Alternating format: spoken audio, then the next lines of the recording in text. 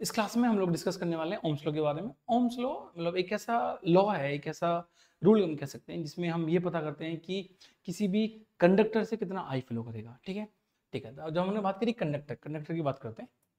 Conductor है हमारे पास, ठीक है, एक कंडक्टर है। एक कंडक्टर कुछ इस तरीके से कंडक्टर होगा। कंडक्टर की आपको ज्योमेट्री बताई जाएगी। ज्योमेट्री का मतलब कंडक्टर की लेंथ कितनी है, ये लेंथ एल है, कंडक्टर की लेंथ एल है, उसका क्रॉस सेक्शन एरिया ए है। ये जो हमें दिख रहा है साइड से, ये एरिया ए है, हम इसको बोलते हैं लेंथ एल है। कंडक्टर है, कंडक्टर की जो लेंथ है वो एल है, लेंथ एल है। Cross section area, cross section area हम इसकी बात करेंगे, ये ए है। ठीक है, अगर ये कंडक्टर है तो कंडक्टर के आपको दो एंड्स दिख रहे होंगे। एंड्स कह सकते हैं, दो टर्मिनल्स कह सकते हैं। ठीक है, देखो एक एंड ये है, एक एंड ये है, और एक एंड ये है हमारे पास में। इसका नाम हमने 1 रख लिया, इसका नाम हमने 2 रख लिया। ठीक है, दो एंड्स हैं। कंडक्टर है, सबसे पहली बात कंडक्टर है तो इसके अंदर इलेक्ट्रॉन का फ्लो हो सकता है। इलेक्ट्रॉन का फ्लो होने का मतलब है कि इसके अंदर चार्ज का फ्लो हो सकता है। ठीक है, चार्ज फ्लो कर सकता है। ठीक है जी, अब हम ये मानेंगे कि इसके दो एंड्स हैं, एक एंड ये है और एक एंड ये है। हमने लास्ट की क्लासेस में पढ़ा था कि पोटेंशियल कुछ होता है। ठीक है, तो हम एक एंड का पोटेंशियल अगर हमने 1 मान रखा है तो इसको हम V1 बोलेंगे, अगर हमने 2 मान रखा है तो इसको हम V2 बोलेंगे।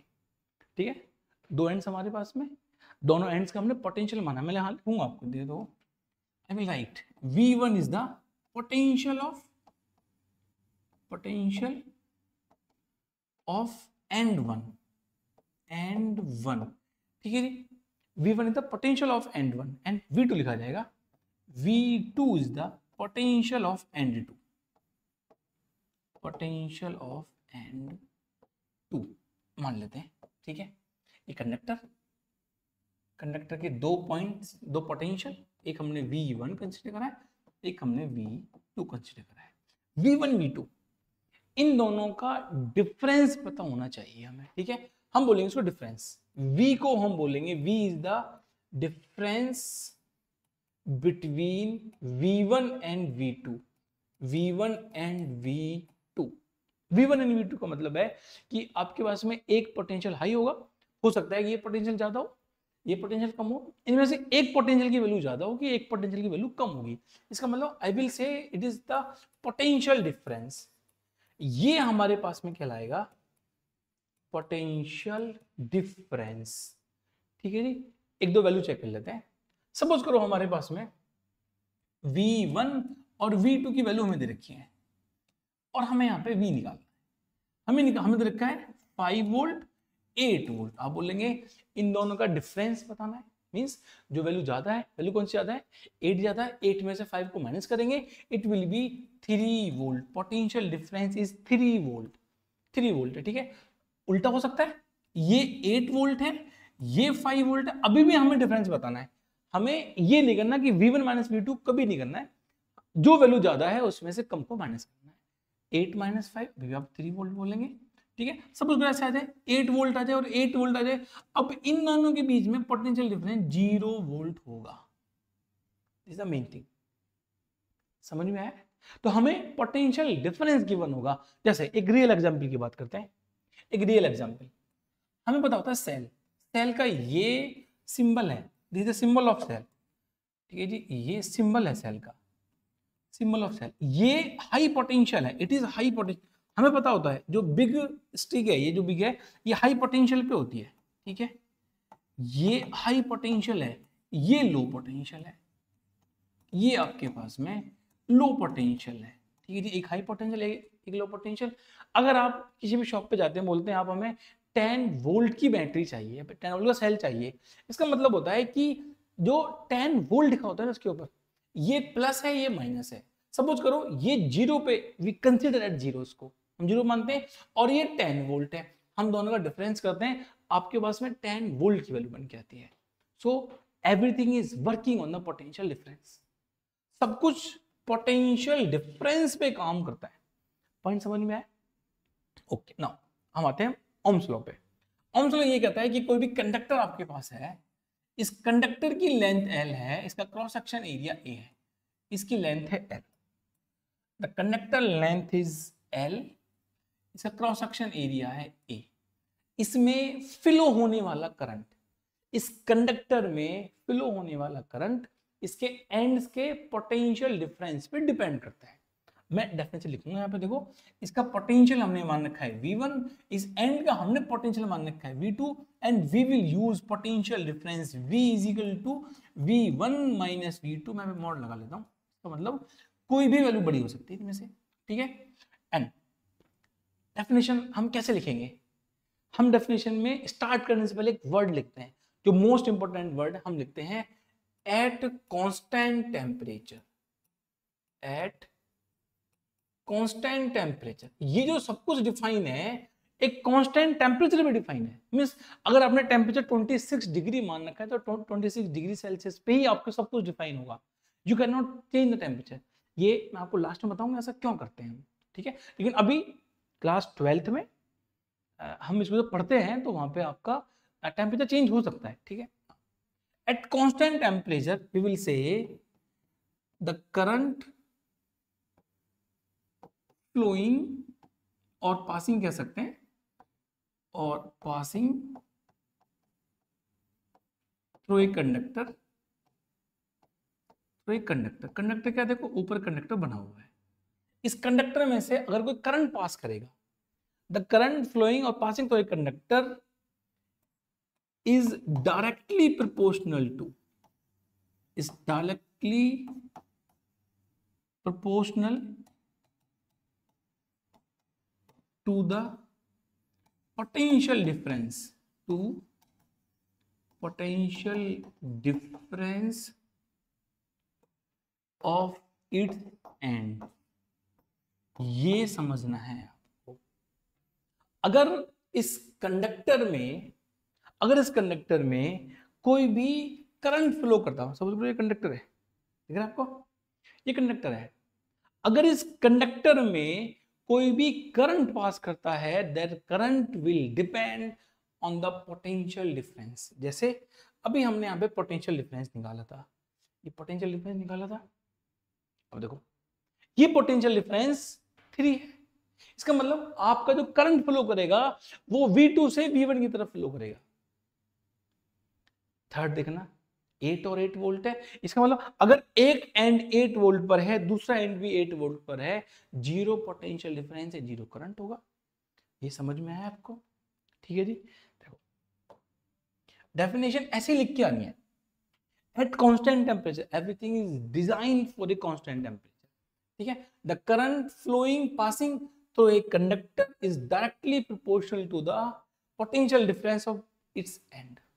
इसकी जो दो एंड्स के जो पोटेंशियल डिफरेंस है उस पर डिपेंड करता है। देखो अब हमने लिखा है अभी तक कि पोटेंशियल डिफरेंस होता है, मींस जो आई है, I current, current is proportional to V, हम ऐसे कह सकते हैं, हम कह सकते हैं कि current is proportional to potential difference.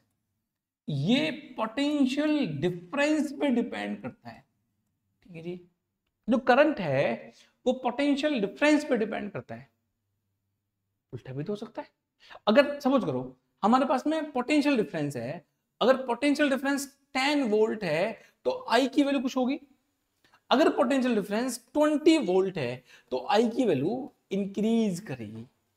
आप जितना पोटेंशियल इंक्रीज करेंगे उतनी वैल्यू आपके पास करंट की वैल्यू इंक्रीज करेगी। आपने देखा भी होगा कि अगर हमारे पास में 5 वोल्ट की बैटरी होती है और हम किसी बहुत छोटे बल्ब से उसको ज्वाइन करते हैं तो बहुत कम ग्लो करता है। आप बैटरी बढ़ाइए, उसके अंदर सेल्स बढ़ाइए, आपकी ग्लो इंक्रीज करेगी, उसकी हम कह सकते हैं उसकी लाइट की इंटेंसिटी इंक्रीज करेगी, ठीक है। देखो इसका मतलब ये हो गया कि आई प्रोपोर्शनल टू वी, मैं इसको इंटरचेंज कर सकता हूँ, I can write it as V proportional to I, हम ये भी कह सकते हैं, ठीक है। अब हम एक कांस्टेंट हटाते हैं, जब हम एक कांस्टेंट टर्म हटाएंगे देन देयर विल, सॉरी, जब हम एक प्रोपोर्शनल साइन हटाएंगे then there will be constant. जो कांस्टेंट होगा उसको लिखते हैं, देखो हम उस कांस्टेंट को बोलते हैं यहाँ पे R, R into I, this R, where R is a constant. जहां पे आर आपके पास में कांस्टेंट है, आर आपके पास में कांस्टेंट है, अगर आर कांस्टेंट है इसका मतलब वो हमेशा सेम रहेगा, हमेशा सेम रहेगा, आर हमेशा सेम रहेगा, लेकिन उसके लिए कंडीशन है एट ए टेम्परेचर, एक फिक्स टेम्परेचर है। अगर सपोज करो 26 डिग्री सेल्सियस है तो आर 26 के लिए सेम रहेगा। आपने जैसे ही आर को इंक्रीज करा, ये इसकी वैल्यू इंक्रीज हो जाएगी या चेंज हो जाएगी वैल्यू, ठीक है। अब आर को कहते हैं क्या है? आर को कहते हैं हम यहाँ पे resistance. R is called the resistance of the conductor. हम जो कंडक्टर यूज, जैसे हम कॉपर वायर यूज कर सकते हैं, हम एल्यूमिनियम वायर यूज कर सकते हैं, हम सिल्वर वायर भी यूज कर सकते हैं, कभी कभी कर सकते हैं, लेकिन जनरली हम जो यूज करते हैं हम कॉपर वायर और हम एल्यूमिनियम वायर्स पे यूज करते हैं। उन दोनों के लिए ये जो रेजिस्टेंस है वो उनकी मटेरियल पे डिपेंड करता है, ठीक है। चलो इसकी बात आगे करेंगे। आपको समझ में आया कि इट इज रेजिस्टेंस। अब देखो ये जो रेजिस्टेंस है हम इसको बोलेंगे कि हम देखो हमें V की यूनिट पता होती है, इसको बोलते हैं वोल्ट। हमें I की पता होती है एम्पियर। अब हमें R की यूनिट निकालनी है और हम ये कैसे कह सकते हैं, जो R आपके पास में है R, ये V अपॉन I बन जाएगा। V upon I it is R, it is R। R V और I पे डिपेंड नहीं करता, R उस मटेरियल पे डिपेंड करता है जिसका बना होता है, कितनी लेंथ है, कितना एरिया, उस पर डिपेंड करता है। इन पे डिपेंड नहीं करता, इनके रेशियो के वैल्यू के बराबर तो आता है। देखो अगर हम यहाँ पे अब हम रेजिस्टेंस की बात करें, यूनिट की बात करें, देखो यूनिट ये बनेगा वोल्ट, वोल्ट अपॉन एम्पियर, ये बन के आएगा वोल्ट अपॉन एम्पियर। इस वोल्ट अपॉन एम्पियर को हम एक न्यू नाम देते हैं, उसे कहते हैं ओम। जिन्होंने लॉ बनाया उनके नाम पे इसकी यूनिट रखी गई ओम, ओम। और इसको सिंबल दिया गया इसका ये ओम। 4 ओम, 8 ओम, 10 ओम, ये वैल्यूज होंगी इसकी किसी भी कंडक्टर की। लो मैं फिर से बताता हूँ आपको एक बार, क्योंकि एग्जाम में 10th क्लास में अगर फिजिक्स में कोई टॉपिक ऐसा है जिससे कि शॉर्ट क्वेश्चन आता ही आता है, 100% वो टॉपिक है, इससे आता ही आता है। देखो at constant temperature the current flowing और पासिंग कह सकते हैं through a conductor is directly proportional to the potential difference of both ends. इस दोनों के बोथ एंड्स के पोटेंशियल डिफरेंस पे डिपेंड करता है, इसके अंदर फ्लो होने वाला करंट I डिपेंड करता है इस तरीके से। I प्रोपोर्शनल टू V हम इंटरचेंज कर सकते हैं, V प्रोपोर्शनल टू I कह सकते हैं। एक इसको हटाएंगे, एक टर्म कांस्टेंट टर्म आएगा, उसको हम R कहते हैं, और कहते हैं रेजिस्टेंस ऑफ द कंडक्टर, ठीक है। समझ आया? ओके। जो R होता है हमारे पास में, जो R होता है रेजिस्टेंस, रेजिस्टेंस R, ये बहुत ही इंपॉर्टेंट है, बहुत इंपॉर्टेंट। रेजिस्टेंस, रेजिस्टेंस जैसे मैंने आपको वायर दिखाई थी अभी, ये वायर है, ये वायर है, इस वायर पे डिपेंड करता है रेजिस्टेंस। इस पे कितना पोटेंशियल डिफरेंस है इस पे डिपेंड नहीं करेगा, इस पे कितना आई पे उस पे डिपेंड नहीं करेगा, डिपेंड करेगा इस वायर की लेंथ कितनी है, ठीक है। ये इसकी डिपेंडेंसी होती है लेंथ ऑफ द कंडक्टर पे। लेंथ ऑफ कंडक्टर कैसे होती है बात करेंगे आगे जाके, ठीक है। लेंथ ऑफ कंडक्टर इसको मैं L कहूंगा, इसकी डिपेंडेंसी होती है एरिया, इसको बोलेंगे हम cross section area, cross section area, cross section area इस पे डिपेंडेंसी होगी। और एक और कह सकता हूं यहां पे मैं मटेरियल, किस मटेरियल का बना है ये, मटेरियल, मटेरियल जिसको हम कहते हैं रो। अब आपको मन में एक डाउट आना चाहिए, एक सवाल आना चाहिए कि हमें ओम का समझ में आया, दो पोटेंशियल डिफरेंस है उस पर डिपेंड करता है, लेकिन रेजिस्टेंस क्या है ये बताइए आप हमें। रेजिस्टेंस क्या है, फिर लोग को कैसे अपोज कर रहे हैं। रेजिस्टेंस का मतलब होता है, इसका एग्जैक्टली मीनिंग होता है, इसका मीनिंग होता है, इसका मीनिंग होता है अपोजिशन या अपोज करना, अपोज करना, इसका मतलब ये है। रेजिस्टेंस का एग्जैक्टली मीनिंग होता है अपोज करना।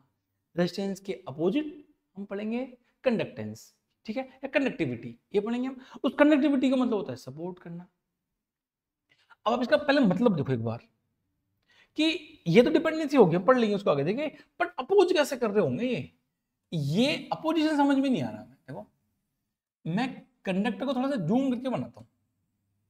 आप मान चलो ये जो कंडक्टर है, ये जो कंडक्टर है, ये जो वायर थी हमारे पास में, ये वायर है, मैंने इस वायर को, इसी वायर को, ये जो रेड वायर मान सकते हैं, इस रेड वायर को मैंने यहाँ पे थोड़ा जूम करके बनाया है। न्यूमरिक क्यों बनाया है? इसके अंदर खूब सारे एटम्स हैं, उन एटम्स के अंदर लाखों करोड़ों इलेक्ट्रॉन्स हैं, ठीक है। इसके अंदर आप मान चलो कि ऐसे यहाँ पे एक एटम है, एक एटम है, एक एटम ऐसे होगा, एक एटम है, इस पे एक न्यूक्लियस है, यहाँ पे इलेक्ट्रॉन्स है, इसके चारों ओर ऐसे इलेक्ट्रॉन्स घूम रहे होंगे, फर्स्ट में 2 है, उसके आगे ऐसे घूम रहे होंगे, ठीक है। और ये मान सकते हैं यहाँ पे ऐसे घूम रहे होंगे। हमने ये पढ़ा था लास्ट के कुछ एपिसोड्स में कि इनमें से 1 या 2 इलेक्ट्रॉन ही बाहर आ जाते हैं, बाकी तो वहां रहते हैं। सपोज करो एक इलेक्ट्रॉन बाहर उठ के आ गया, अगर यहां से एक उठ के बाहर आ गया, अगर यहां से एक उठ के बाहर आ गया, ठीक है, यहां से, तो एक तो यहां बैठा हुआ है, बाकी तो बाउंडेड है, अभी भी बाकी तो अभी बाउंडेड है, बाकी तो मूव नहीं करेंगे। मूव कौन सा करेगा? वो, उसको बोलते हैं फ्री इलेक्ट्रॉन, इसको बोलते हैं फ्री इलेक्ट्रॉन,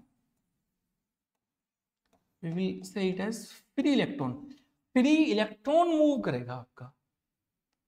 अगर सपोज करो यहाँ पे 10 है या 12 है, 12 में से एक तो वहां चला गया, 11, अब 11 तो है यहाँ पे। इसका मतलब यहाँ जो फ्लो ऑफ चार्ज होगा, फ्लो ऑफ इलेक्ट्रॉन्स होगा, केवल उन्हीं का होगा जो फ्री हो चुके हैं, लेकिन जिनकी काउंटिंग बहुत कम होगी। आपको जो बोर्ड पे दिखाए जा रहे हैं, ये केवल वो इलेक्ट्रॉन्स हैं जो अपने ऑर्बिट से बाहर आ चुके हैं और जो फ्लो में पार्टिसिपेट कर रहे हैं। कुछ बाउंडेड इलेक्ट्रॉन भी तो है, बाउंडेड की काउंटिंग। सपोज करो अगर ये आपके पास में 12 नंबर है, 12 में से एक बाहर आ गया, एक फ्री हो गया, ठीक है, 11 बचे आपके पास में बाउंडेड। 11 तो बाउंडेड है भैया, 11 तो इसके पास में बैठे होंगे। अब अगर हमने यहाँ पे हाई वोल्टेज दिया, सपोज करो हमने यहाँ पे 220 वोल्टेज प्रोवाइड कराया और यहाँ पे 0 वोल्टेज है, 0 वोल्टेज है, तो हमने पढ़ा है कि 0 वोल्टेज या लो वोल्टेज को वी विल से नेगेटिव, हम इसे नेगेटिव कंसीडर करते हैं, हम इसे पॉजिटिव कंसीडर करते हैं। सारे के सारे इलेक्ट्रॉन्स इस पॉजिटिव टर्मिनल की तरफ मूव करेंगे, उसकी तरफ भागेंगे। जब मूव करेंगे तो मूव करने में क्या होगा? देखो, मूव करने में ये होगा कि ये इलेक्ट्रॉन आगे मूव करेगा, ये ऐसे जाएगा, ये ऐसे जाएगा। क्या स्ट्रेट लाइन में जाएंगे? नो। जैसे ही ये इलेक्ट्रॉन आगे जाएगा, इसके आसपास में कुछ बाउंडेड भी तो बैठे होंगे, बाउंडेड बैठे होंगे। देखो, अगर आप ऐसे मानो कि आपका एक इलेक्ट्रॉन ऐसे आ रहा है, यहां कुछ बैठे हुए हैं, यहां कुछ बाउंडेड बैठे हुए हैं, एक ऐसे आएगा, आके रुक जाएगा, रुक जाएगा, कॉलिजन नहीं होगा क्योंकि नेगेटिव नेगेटिव दोनों है, and there will no collision, कोई कॉलिजन होगा ही नहीं। क्यों? क्योंकि नेगेटिव नेगेटिव है। अगर दोनों की पोलरिटी अलग होती, नेगेटिव पॉजिटिव होती, तो आगे वो अटैक करते, लेकिन वो आएगा और आके सडनली अपने पाथ से डाइवर्ट हो जाएगा।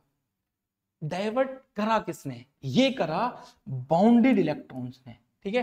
देखो, ये आएगा, ये अपने पाथ से डाइवर्ट हो कैसे मुड़ जाएगा, कुछ यहां जाके बैठे होंगे, मींस ये कॉलिजन करते हैं।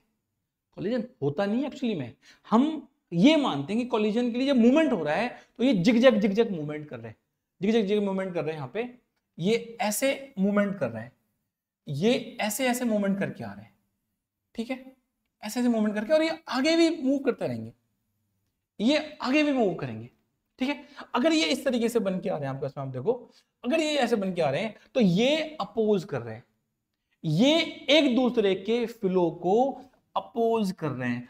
अगर ये अपोज कर रहे हैं, इसका मतलब ये रजिस्ट कर रहे हैं, और उस रजिस्ट से बना है आपके पास में रजिस्टेंस। ये समझ में आया आपको?